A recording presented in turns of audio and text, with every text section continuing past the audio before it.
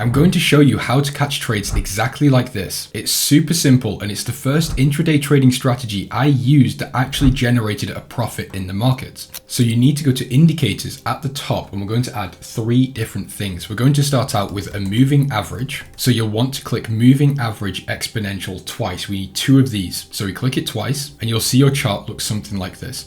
So we need to go to the settings and we change one of them to a 200 moving average, and we can set the color to anything. I'm just going to use red and green. So red for the 200 and I'll use a green color for the 50. So right here on length, we type 50 and this gives us 2 really nice moving averages on our chart. Then last thing we need is an RSI. You should now see the RSI at the bottom of your chart exactly like this. Now we need to change the settings. This is very important, so make sure you pay attention. So on RSI length, we change this to 6. Then we go to style. We unclick RSI based moving average or RSI based MA. I change the color of the RSI just to be a little bit easier on the eyes to a slight off-white / gray color. We change the upper band to 80. We change the lower band to 20. And then we get rid of the background fill. Again, just so it's easier on the eyes and it looks a little bit nicer. After we've done that, we are done. So I'm just going to move this down slightly just so it's not as big.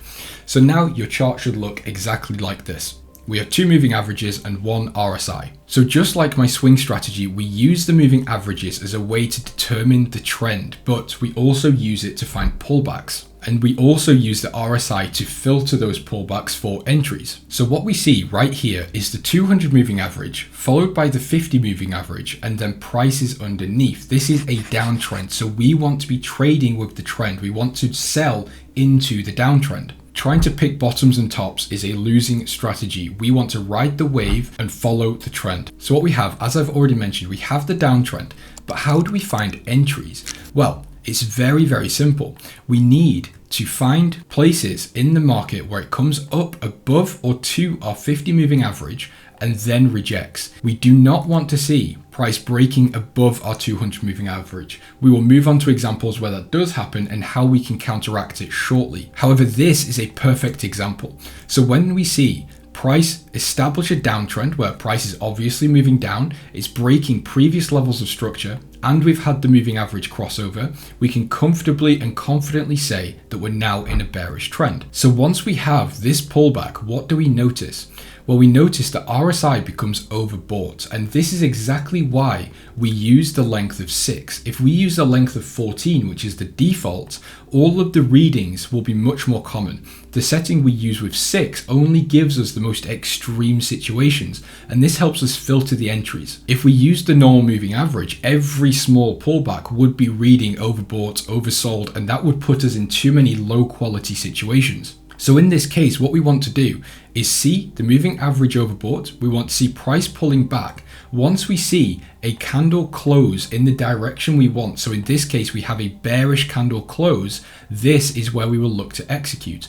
Now we want our stop loss to be above the 200 moving average, and this just allows the market a little bit of room to breathe. So in this case, we have 2 options. We could leave it here, or we could move it just above this previous high. The choice is really down to you and how aggressive you want to be. Now, when it comes to take profit, you can be a little bit more discretional. You can use either a 1-to-1, you could go for a flat 1-to-2, you can use previous levels of structure.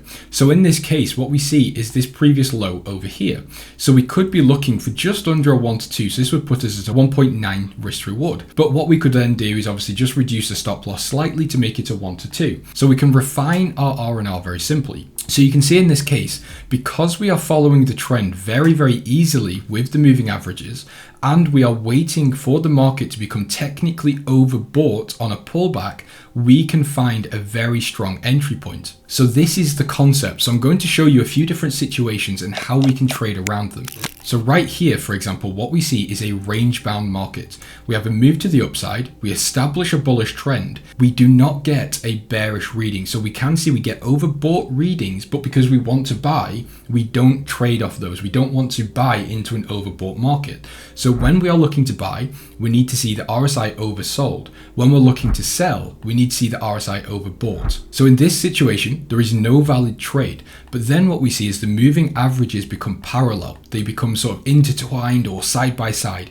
This is a range. We do not want to trade these ranges. We have to wait for the moving averages to establish a healthy trend when they are nicely separated like this. So this is a really nice example. We've come out of this downtrend over here. We've had the moving averages cross into this bullish trend. We've seen price print higher highs here. We then get a very clean pullback towards our 200 moving average. We get the RSI oversold. So this means we can then go in for a position once we get this bullish candle close.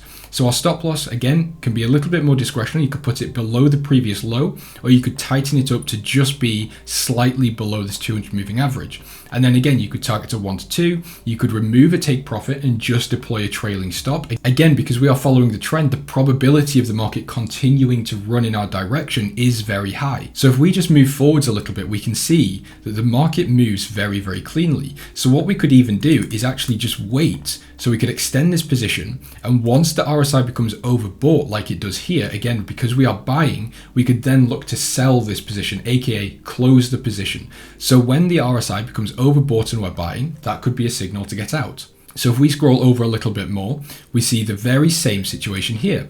We establish a new bullish trend with the RSIs right here. We start breaking these highs, and then we have a very clean pullback. Again, we don't break below the 200. Price hovers above the 200, but pulls back below the 50. The RSI again becomes oversold right here. So we can then look to be a buyer on this candle close. Now I'm doing this on the 15-minute time frame. Again, this is an intraday strategy. So then again, we can just let the trade run. We could have a 1 to 2, whatever you want to do. But then if we use the RSI being overbought as an exit signal, we would then catch all of this move up here, and we could get out somewhere around what we would call the top. And the same thing right here. Again, these aren't cherry picked. This is euro dollar. I'm just moving with you guys on this chart. So we have it right here. We enter on this bullish candle close. Now the stop loss would need to be somewhere around here just to allow this gap a little bit of room, allow room for these lows. And again, we wait, or we could wait for the RSI to become overbought. So this trade wouldn't necessarily be a huge winner, but we could catch a nice 1 to 2 or just slightly over a 1 to 2.5. And then we can enter right again straight after this trade. But again, because we have this pullback towards our 200 moving average, the RSI is oversold, so we go in long on this bullish candle close. Stop loss could be slightly higher than the previous one. And then again, what do? We can wait for the RSI to become overbought, which will be around here. Or again, if you use a trailing stop, you could catch much more of this move. So there is massive potential. And this was the strategy that really started kicking off my trading career. This is what clicked first with me. And this is how I generated my first profit in the market. Now, it's not all sunshine and rainbows. Of course, no strategy works 100% of the time. So you see it right here. We have a pullback towards our 50. We have the RSI become oversold. But the nuance here, and this is where a little bit more market experience could come in, is that we've had a very aggressive move already. We gapped here. We can see very impulsive or decisive moves. Again, the same thing here. A candle right there that could do a correction, which did get corrected. But we've still got all this left side. So when we pull back here, you could still take the trade according to the rules, but it might be a trade you might want to take lower risk on, given the fact that we are quite extended overall.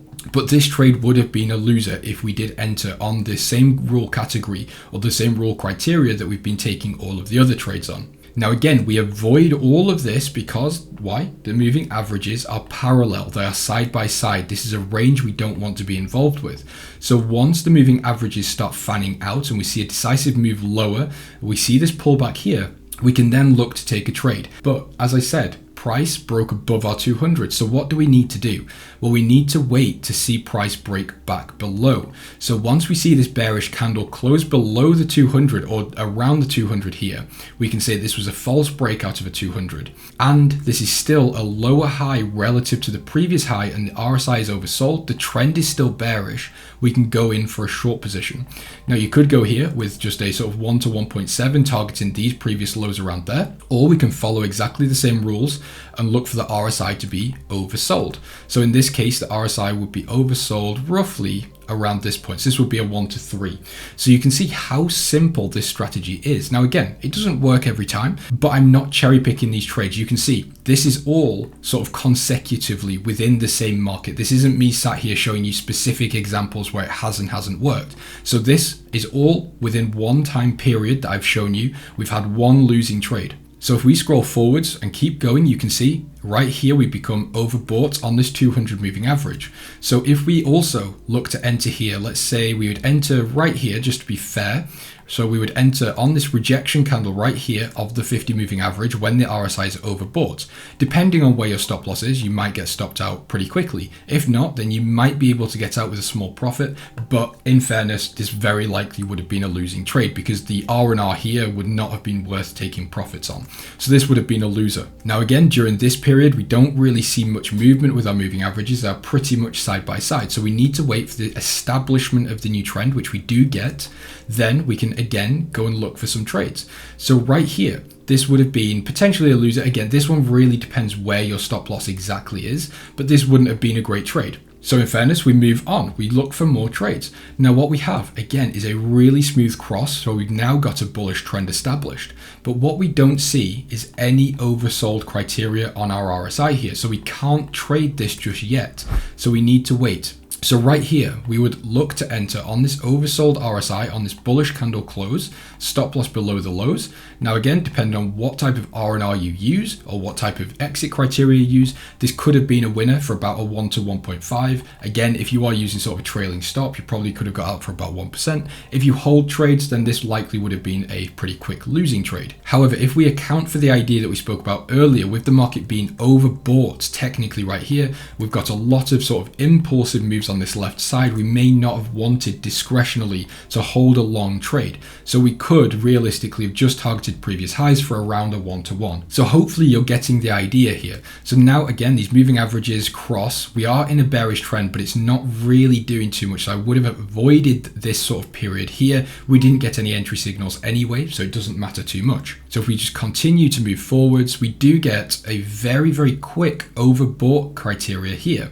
So this one wouldn't have been super clean, but we could have entered right here. If you're more aggressive, you could have entered somewhere slightly higher once you saw volume coming in on the bear side or the short side. Stop loss could have been just above this previous high right over here.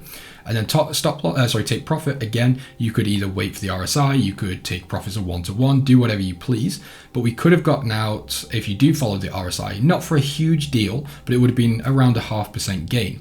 But then if you go for something like a 1 to 2, you could have gotten out right down here, right down here, and this would have been a pretty smooth trade. So now you can see how this strategy works so simply. And again, it's not a huge winning strategy. It's not a 90% winning strategy. I'm not saying you can make millions of dollars with this, but it's a very, very good starting point for you to then develop.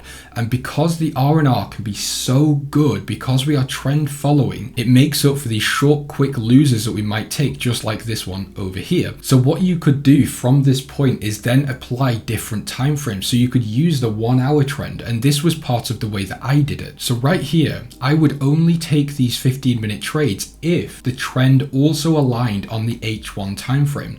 So for example, right here, we see this 15-minute time frame is bullish. The H1 is also bullish. However, the losing trade we had here on this 15-minute time frame could have been avoided because at the time of entry, the market hadn't yet fully confirmed a bearish trend. So realistically, I would not have taken this trade. So this is how we start layering on multi-time frame analysis and confirmation with trends and extremes on oversold and overbought market conditions. It's very simple to follow, very simple to understand, and very simple to execute.